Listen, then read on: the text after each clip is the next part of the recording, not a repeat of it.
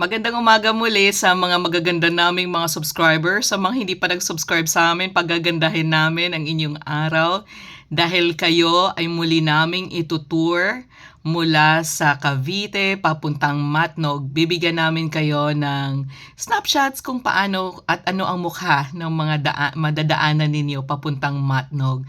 Ito po yung mapa natin. Manggagaling tayo dito sa Cavite. Dadaan tayo ng Los Baños, Laguna.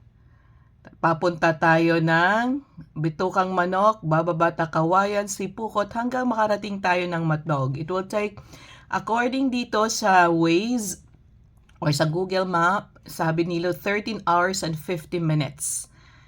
Halik kayo. Ito yung mga bagong dinaanan namin. Hindi kami dumaan sa conventional na daanan mula sa Cavite. Hanggang makarating kami ng Bitukang Manok. Tingnan natin.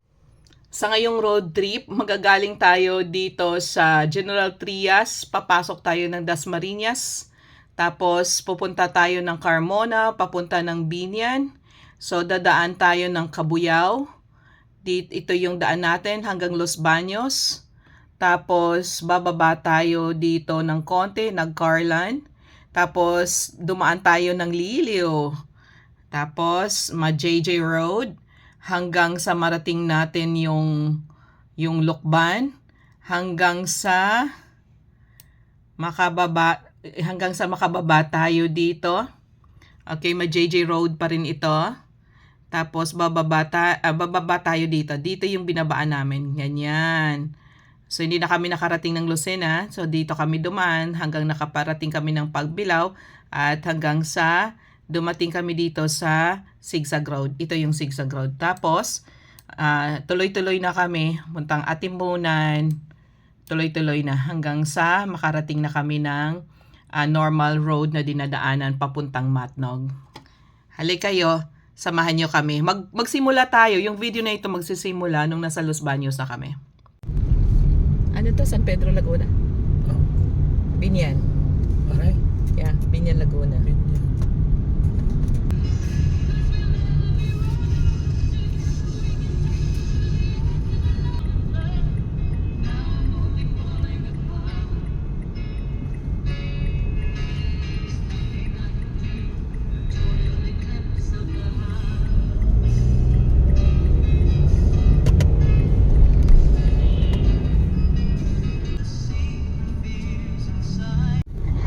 Los Baños, Makiling. Los Baños, Makiling. Ha? Kalwan. Kalawan. Kalawan. Kalawan, Laguna. Nagkarlan. Ha? Carlan? Nagkarlan road. Nag-Carlan Road. Nag-Carlan Road. May advantage pag ano ka eh. Pag nag-ano ka, private ang salakyan mo kay kaagi ka sa mga dalan nga.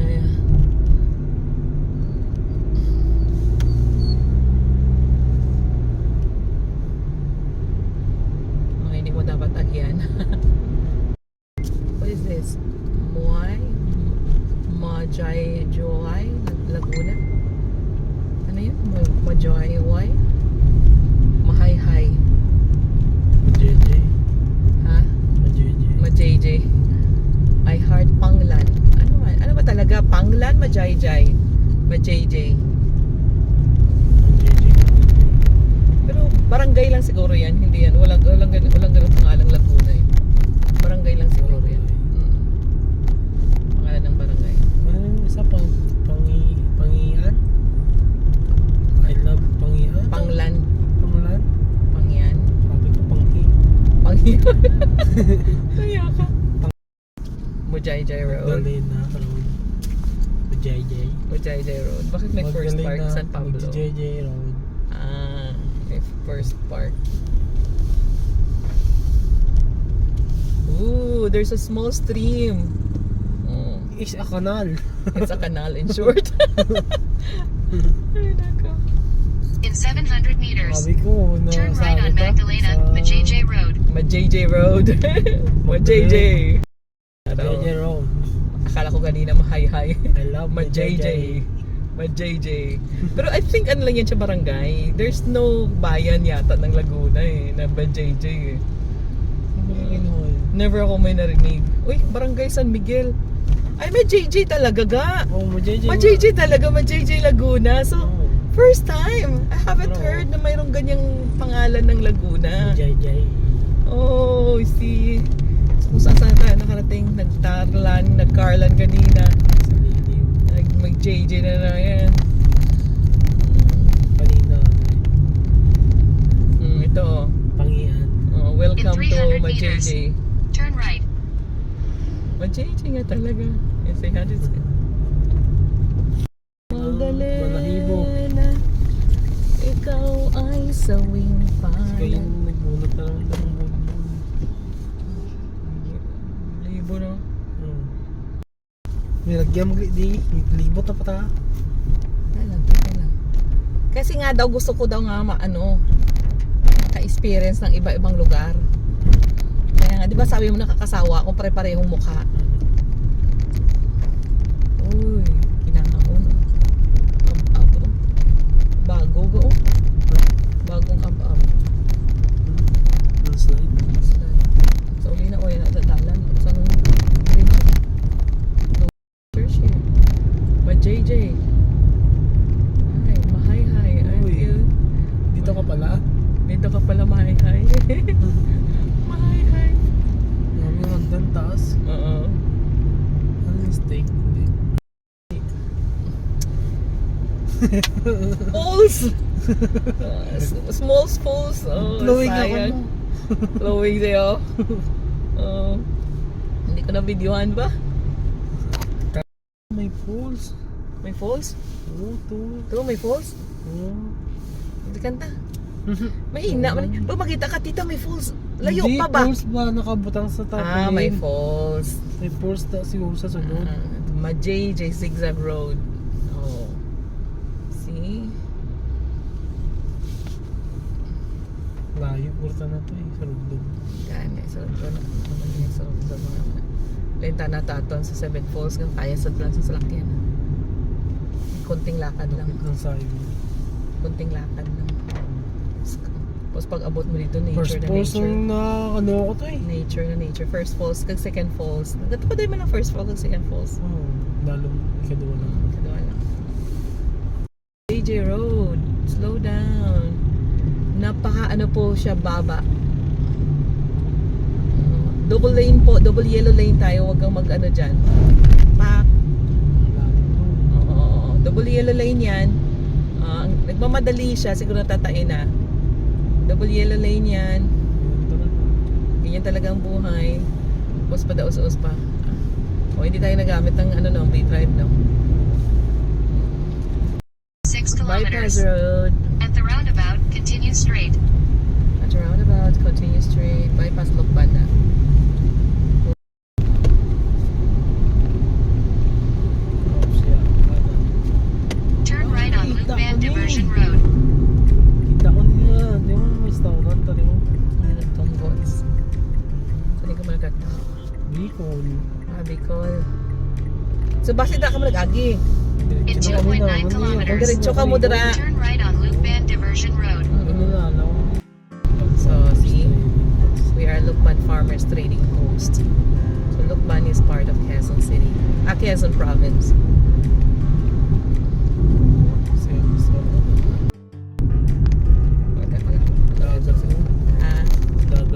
Dagat na sa punta. Palaisdaan nga daw diba? Kanina nakalagay ito, palaisdaan. Umikot lang tayo Pero, Oo, dagat na. Batangas. 38 minutes. 23 kilometers. Ooh.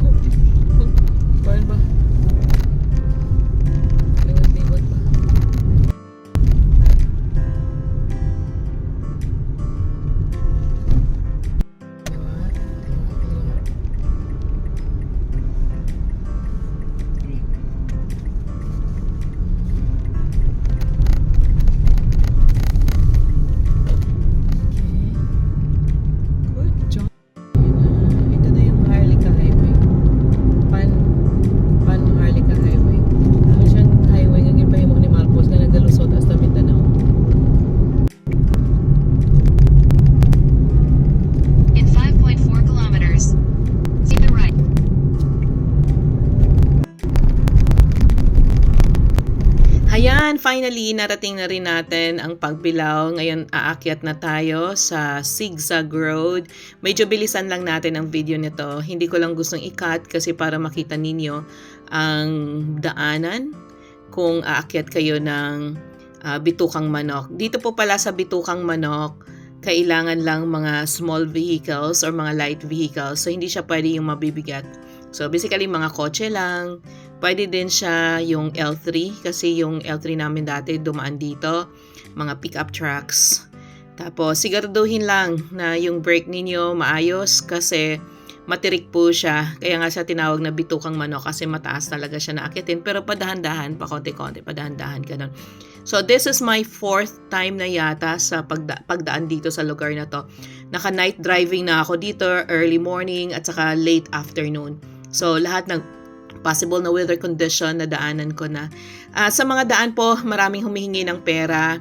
Kung minsan nagbibigay kami, pero lately nitong nung pagdaan namin ito dito, kukunti na sila. Dati kasi napakarami, lalo na nung mga 6 months ago bago kami dumating dito. Na-enjoy ito ng anak ko eh.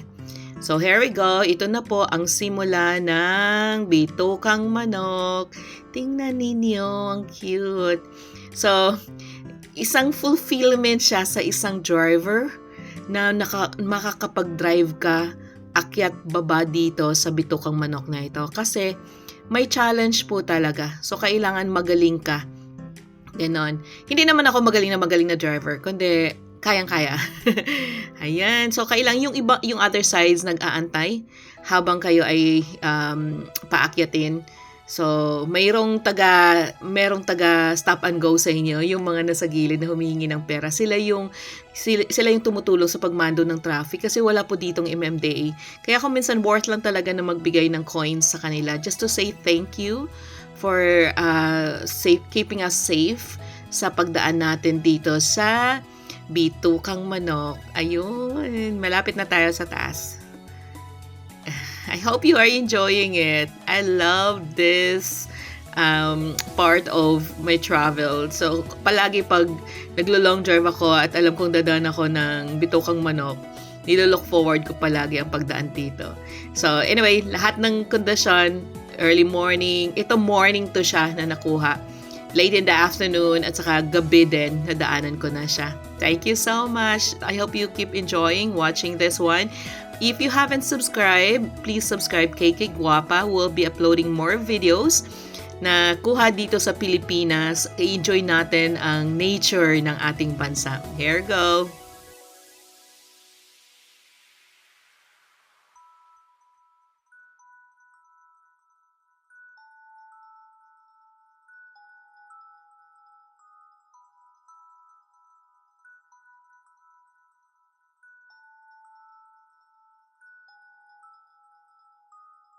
This is another side of Atimona na gustong-gusto ko kasi dumadaan tayo sa gilid ng dagat. Kung minsan humahampas pa yung tubig ng dagat.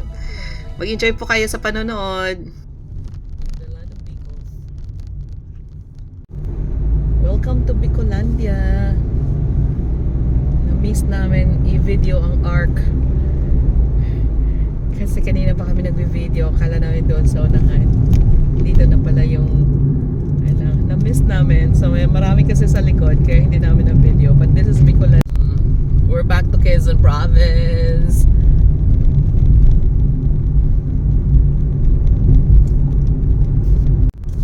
And welcome to Takawayan, Quezon. At Tagkawayan. No, it's Tagkawayan. So, ito yung province, yung lugar na ayoko magabihan sa daan. So, kailangan maliwanag bago tayo dumaan. Kita nyo yun? Puro lahat Mitsubishi. Pati yung i-deliver na na tawag dito ng mga sasakyan Mitsubishi. Saka I don't understand bakit kailangan ka ganun. Hindi na lang straight. Pag mahulog yan. Here we are at Camarines Sur again.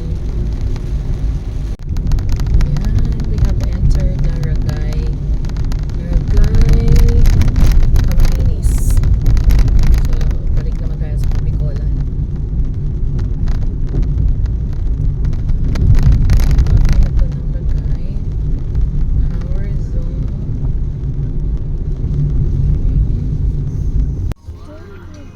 Traffic kami sa bundok ng Ragay. Mahigit pa ang traffic dito sa traffic sa Cubao. Tingnan nyo. Sa kabila tumatakbo kami, wala. More than 20 minutes na hindi kami tumatakbo. Ito yung pa-delay ng biyahe. Hindi mo akalain makagkaroon ng traffic sa taas ng bundok. Say hi everyone! Hi. We're trapped in the traffic at the mountains of Ragay. We have been here for more than 20 minutes. I haven't slept since yesterday. I woke up around 5:30 in the afternoon. I went for my to work around 8 until yun, wala na, straight na hanggang ngayon. Ngayon is 5:05 in the afternoon. 24 hours. Gising na. Kali na? Kali na? Wala pa? Grabe. Z, say hi! Hi. I'm sleepy. Oops, thank you naman. Gumalaw. Sana naman. Diretso na. Sana yun? Bakit na ganun? Oh yeah, there you go. Salamat naman. Gumalaw na. Sana tuloy-tuloy na to. Hihina ako. Wala na. Ayun na. Gumalaw na. Salamat naman. Grabe, ang tagal. Hihina talaga ako. Yeah, showing you now. There's another traffic jam. Ito pala yung cause ng ng traffic. May nasiraan na cargo truck. Ito kasunod natin yun. Kanina, kasunod ba natin yan? Yun ba yun?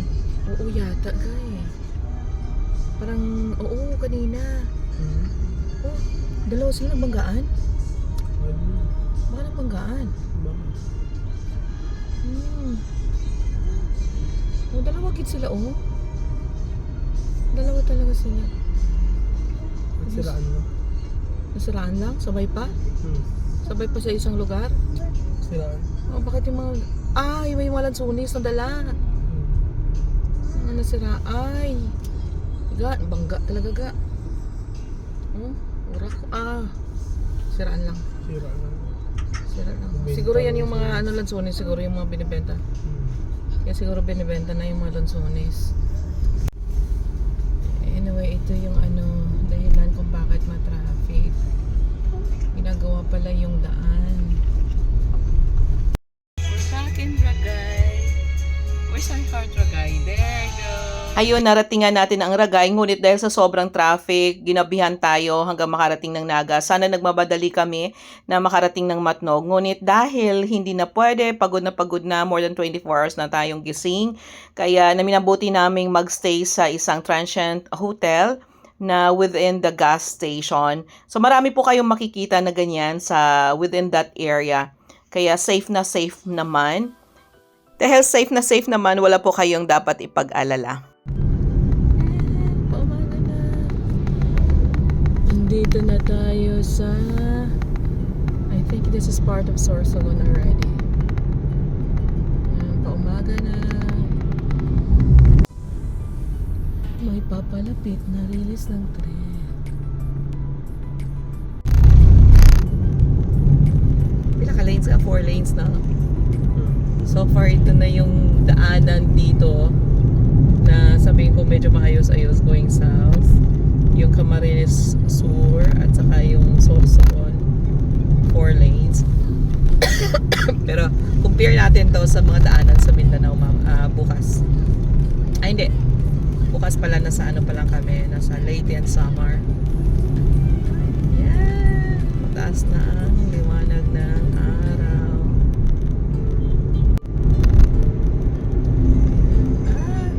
Tumagilid si Kuya kasi pala pangit, may lubak. Alam ni Kuya na may lubak eh. Take my hand far away. 4 lanes. Yeah.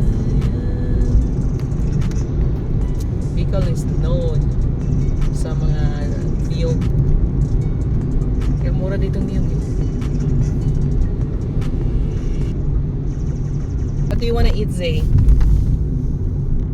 We are in Sorsogon City. Sorsogon City. Unaan Sorsogon. KKKK. KK Guapa. We're back. Oh, low tide! It's low tide. Low tide. This is the community fish landing center of Sorsogon City. Look at that, look at. But it's low tide. It's low tide, Zay. Yeah, low tide. Dito naman you can buy fish here. Kaso, we'll not be buying fish naman. We need food. Ayan.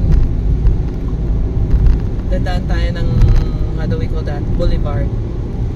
Para i-compare natin yung boulevard nila at saka sa boulevard ng Davao. So we're here in Sorsogon City. Dahil hindi natin nakita ang Bulkang Mayon, ito na lang ang bundok na ito ang ating titingnan. Kasi tabon na tabon kanina ang Bulkang Mayon.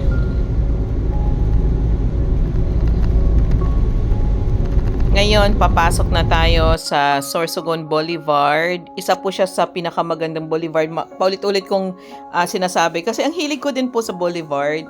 So, isa po siya sa pinakamagandang boulevard din dito sa Pilipinas. Maliban sa yung Davao. So far, Davao is still one of the best. Pero ito po, napakaganda din po siya. Hindi nyo po pwedeng ipagkawalang bahala.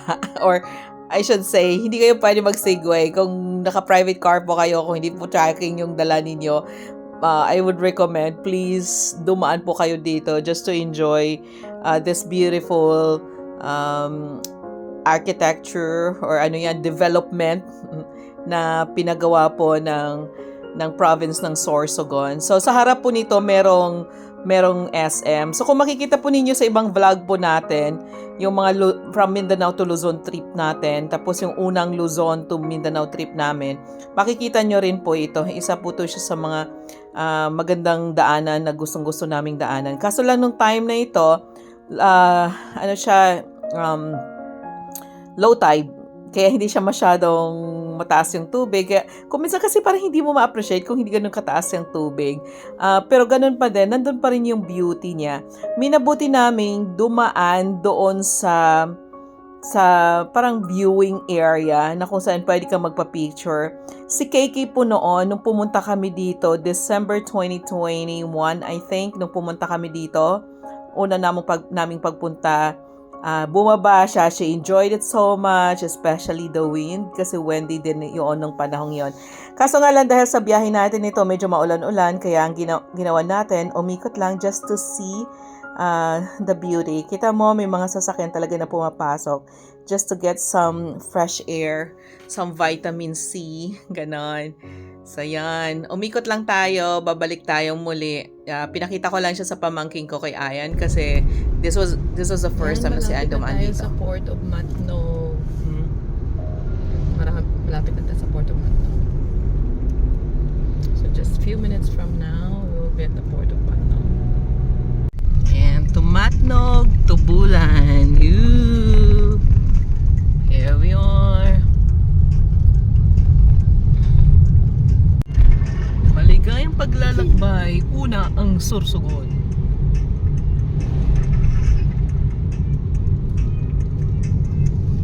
Bailan mo siguro ito ba?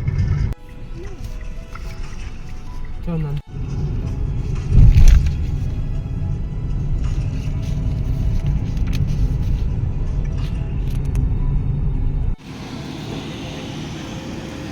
Ito yung bagong one-stop shop. Dito po sa bagong one-stop shop, lahat babayaran mo na. Nagkamali kami dito kasi may isang bagay kami hindi nagawa, kaya pinabalik kami muli. So sana lahat daanan ninyo, make sure bago kayo umalis na kompleto yung papeles. Magbayad.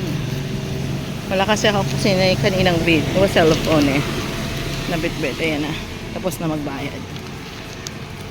Patatas kotse. Dito tayo. Yan, nakapila yung mga nagbabayad ng mga kotse. Punta Full stop. We're leaving Luzon. Here we go. We're now leaving Luzon. See? We're now leaving Luzon. So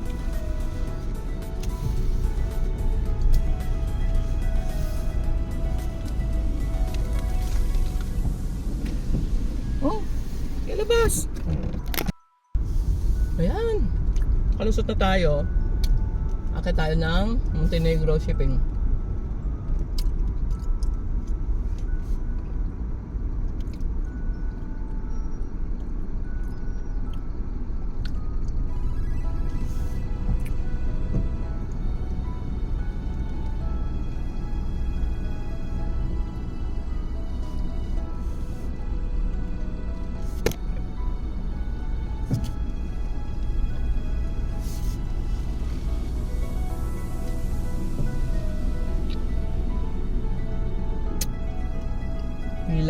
Pila.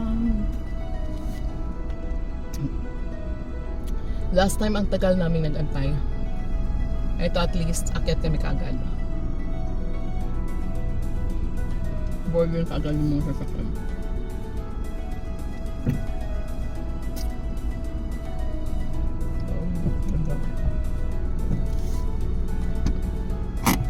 Alam mo yung kariman sa kuya. Wala ko mamaya sa akin. Siya natin. Driver na bata pa.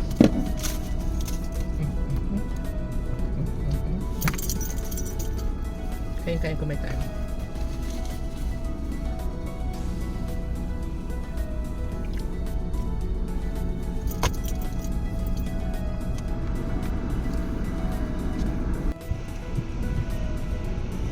Where are you going, Z?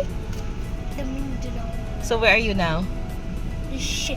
Waiting for the ship. Are you excited?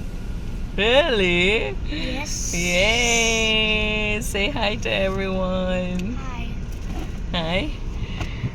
We're waiting for the next ship. For the ship's departure. Okay. There's water inside to keep it afloat.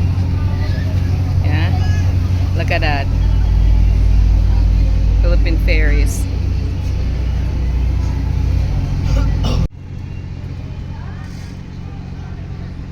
Ay, he missed it. Oh, no, he did not. There you go. Yeah. There you go. Now they're parked.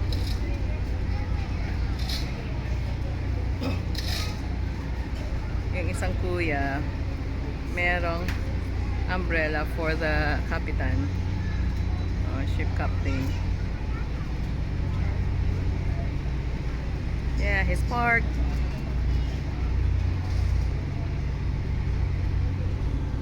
Sana nagustuhan ninyo itong video namin na Luzon trip. This is actually 3 parts. This is part 1 is Luzon. We will have part 2 for Visayas, part 3 for Mindanao. Kung may mga suggestions kayo in the future, we'll have another long drive. But the next time we will drive again, we'll be going through Batangas, Mindoro, Antique, at papuntang Cagayan de Oro. Kasi dadaan po kami ng Kalibo, Aklan. So ito yung isa sa mga ibang mga pictures namin na nakuha habang nasa loob kami ng transient house. Kasi, yan ang mga pagkain. Very ordinary po kami pag kumain sa daan. Hindi po kami magastos. Kaya, basically, nagastos namin sa trip na ito nasa 17,000 hanggang Mindanao na po yon. Please enjoy and continue to subscribe and follow our videos. KK Guapa. KK is not with us, but she'll definitely be with us again soon for another long trips kasi nasa school po siya. KK Guapa. Follow and subscribe.